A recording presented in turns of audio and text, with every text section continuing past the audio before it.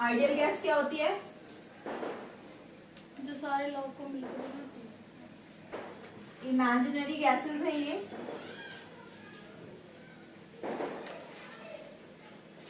ठीक है, which do not exist in real. ठीक है, जो असलियत में एग्जिस्ट नहीं करती। ठीक है, तो क्या कौन कौन से थे लॉज हमारे? बॉयल्स लॉ, चार्ल्स लॉ और एविगेड्रो लॉ। बारिश हो रही है क्या? ये तीन लॉज को जो भी गैस स्ट्रिक्टली फॉलो करती है, स्ट्रिक्टली का मतलब है इन तीनों को ही करना है। ठीक है, जो गैस ये तीनों लॉज स्ट्रिक्टली फॉलो करती है वो क्या कहलाती है? आइडियल गैस कहलाती है। क्या कहलाती है? Ideal gas. बट एक्चुअल में कोई भी गैस आइडियल नहीं होती, बिकॉज किसी भी गैस के लिए इन तीनों लॉज को स्ट्रिक्टली फॉलो करना क्या होता है? मुश्किल होता है। ठीक है, तो आइडियल गैस कंप्लीटली कैसी गैसेस हैं? हाइपोथेटिकल या फिर इमेजिनरी गैस। ठीक है, तो इनकी स्टेटमेंट्स क्या थी? बॉयल्स लॉ की, चार्ल्स लॉ की। पी बॉयल्स लॉ की क्या थी?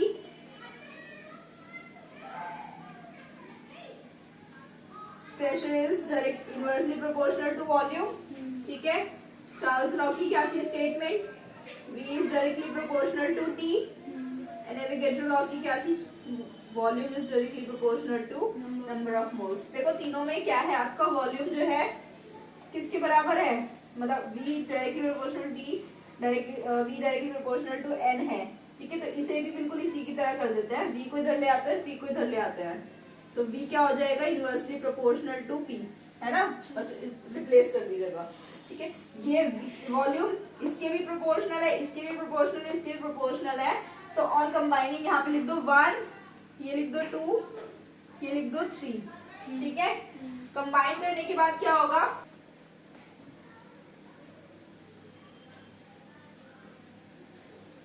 तो इसमें अगर मैं फर्स्ट, सेकेंड और थर्ड को कंबाइन करूंगी तो वॉल्यूम किसके ओवरऑल किसके प्रोपोर्शनल हो जाएगा? T into N divided by P, यही होगा।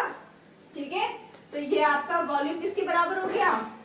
डायरेक्टली प्रोपोर्शनल हो गया T n divided by P, यानी कि प्रेशर। ठीक है, प्रोपोर्शनैलिटी का साइन हटाने के बाद यहाँ पर एक कांस्टेंट लगेगा R। ठीक है, और ये NT एज इट इज रहेगा डिवाइडेड बाय P। ठीक है, यहाँ पे ठीक है, तो ये जो मल्टी कांस्टेंट लगाया R, इसे कांस्टेंट ऑफ प्रोपोर्शनैलिटी कहते हैं इन जनरल। ठीक है, और रियल में क्या कहते हैं? Universal gas constant. ठीक है, क्या कहते हैं इसे? Universal gas constant. ठीक है, इस सबको ये आर के अलावा बाकी सारी टर्म्स को इधर ले आओगे आप, तो क्या हो जाएगा? PV divided by NT is equal to R।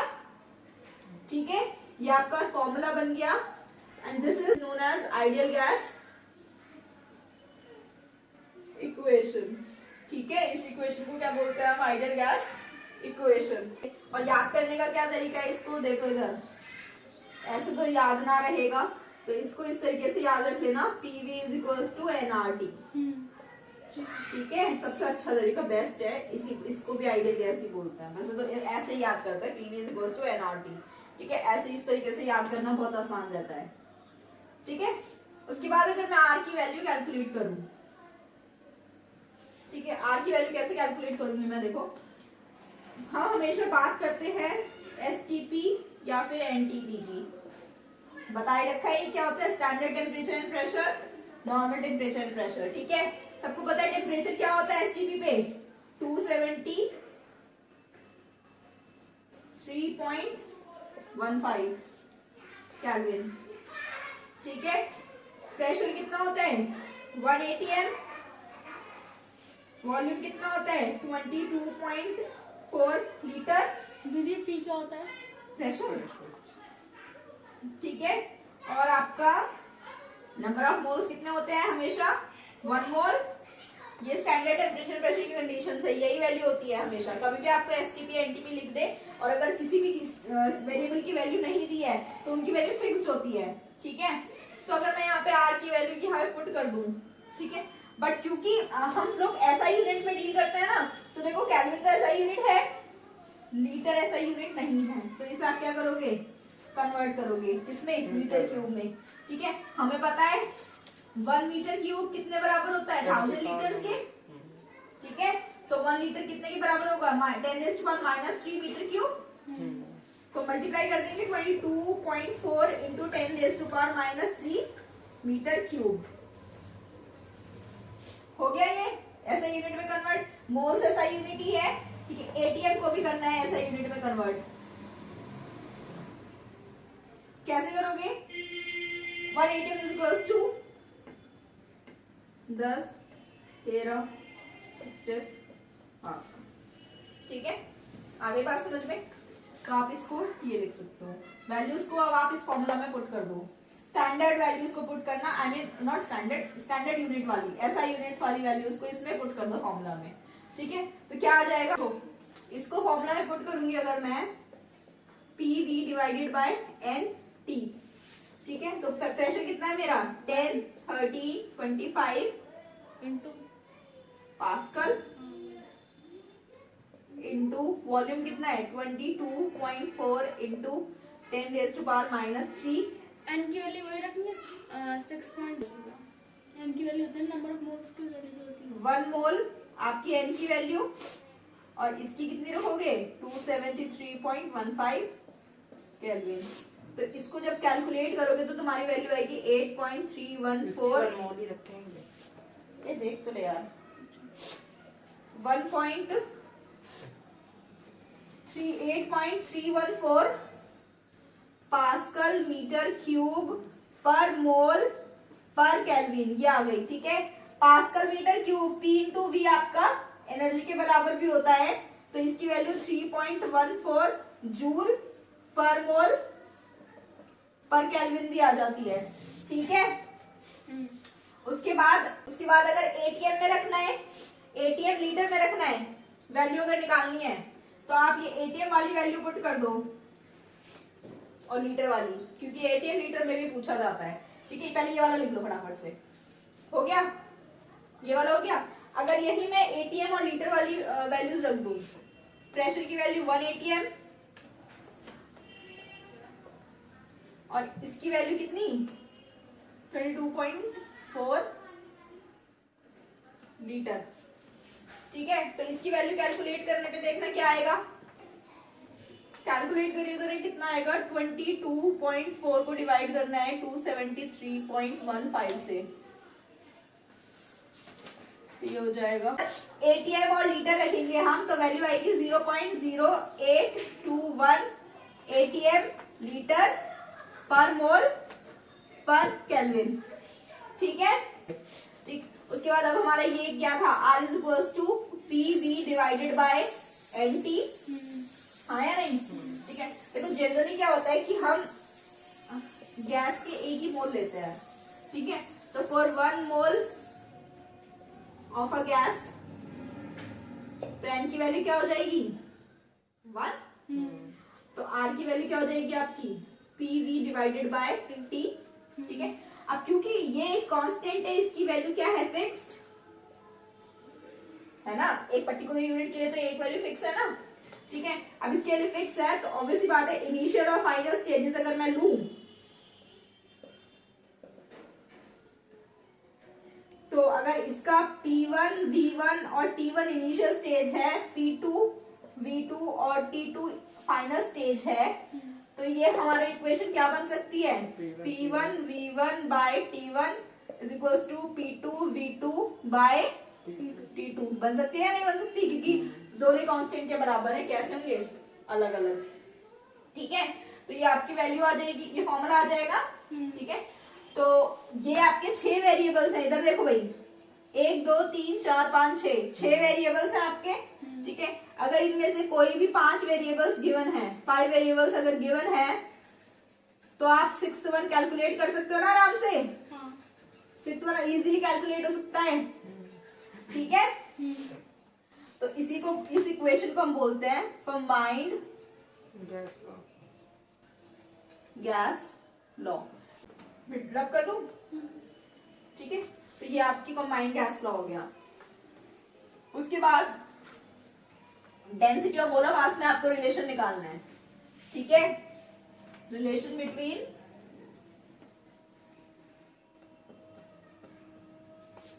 Molar mass and density कैसे निकालोगे? देखो हमारे पास सिर्फ एक आइडियल गैस इक्वेशन है और एक डेंसिटी का फॉर्मूला है। डेंसिटी का फॉर्मूला क्या होता है बता दो जरा। मास अपॉन में वॉल्यूम, ठीक है, ये होता है। और हमारे पास आइडियल गैस इक्वेशन का फॉर्मूला क्या है? PV = nRT, ठीक है। अब सिंपल सी बात है, P को एज इट इज रहने दो, V को एज इट इज रहने दो। नंबर ऑफ मोल्स क्या होते हैं? गिवन मास अपॉन में मोलर मास, R × T, ठीक है। मोलर मास को इधर ले जाओ, वॉल्यूम को नीचे ले आओ, तो ये क्या हो जाएगा? P × M, ठीक है। मास अपॉन में वॉल्यूम RT। मास अपॉन में वॉल्यूम क्या होती है? डेंसिटी, ठीक है। इसको ऐसे उल्टा करके लिख लो, DRTPM,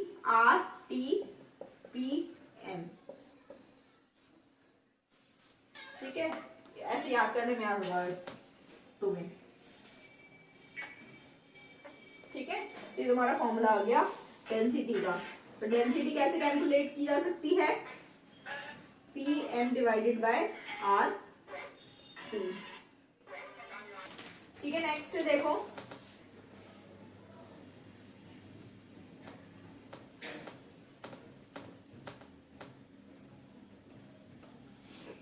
Dalton's law of partial pressure. देखो इसमें ये क्या कहता है कि मान लो अगर किसी कंटेनर में, ठीक है, कोई एक गैस प्रेजेंट है, ठीक है, इनिशियली। अब उसमें मान लो मैंने कोई दूसरी गैस भी क्या कर दी? डाल दी। अब यहाँ पे 2 गैसेस है, ठीक है, और दोनों गैसेस नॉन रिएक्टिंग है। कैसी गैसेस है? नॉन रिएक्टिंग, यानी कि वो आपस में एक दूसरे से रिएक्ट नहीं कर रही है, ठीक है। ध्यान रखना, रिएक्टिंग गैस है तो कंडीशन अलग हो जाएगी। ये दोनों गैसेस कैसे? नॉन रिएक्टिंग है। तो अगर इस कंटेनर में 2 तरह की गैसेस हैं, ठीक है, तो जो इस पूरे कंटेनर का जो टोटल प्रेशर होगा, जो दोनों गैसेस मिलकर लगाएंगी, ठीक है, टोटल प्रेशर कैपिटल P से रिप्रेजेंट करेंगे, ठीक है। टोटल प्रेशर किसके बराबर होगा?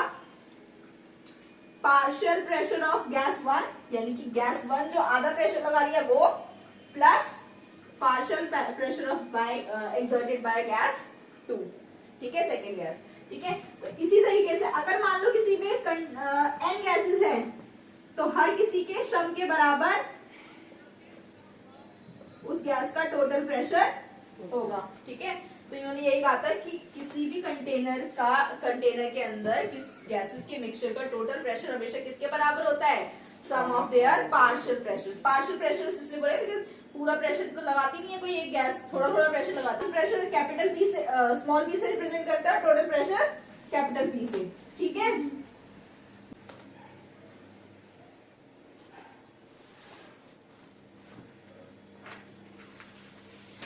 तो एक्वस टेंशन क्या होता है?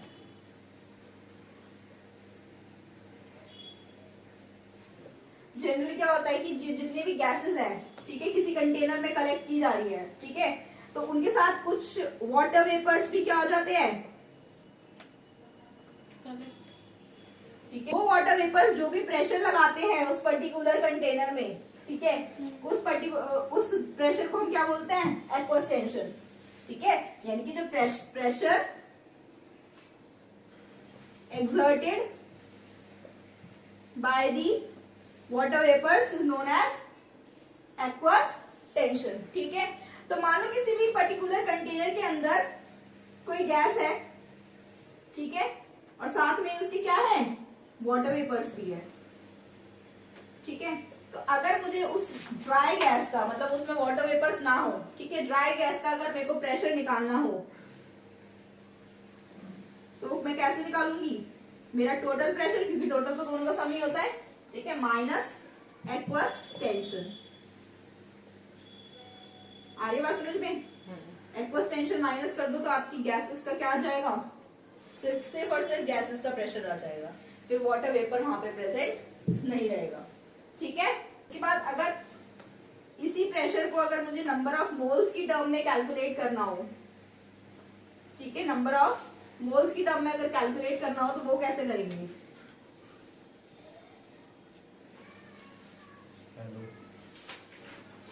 Partial pressure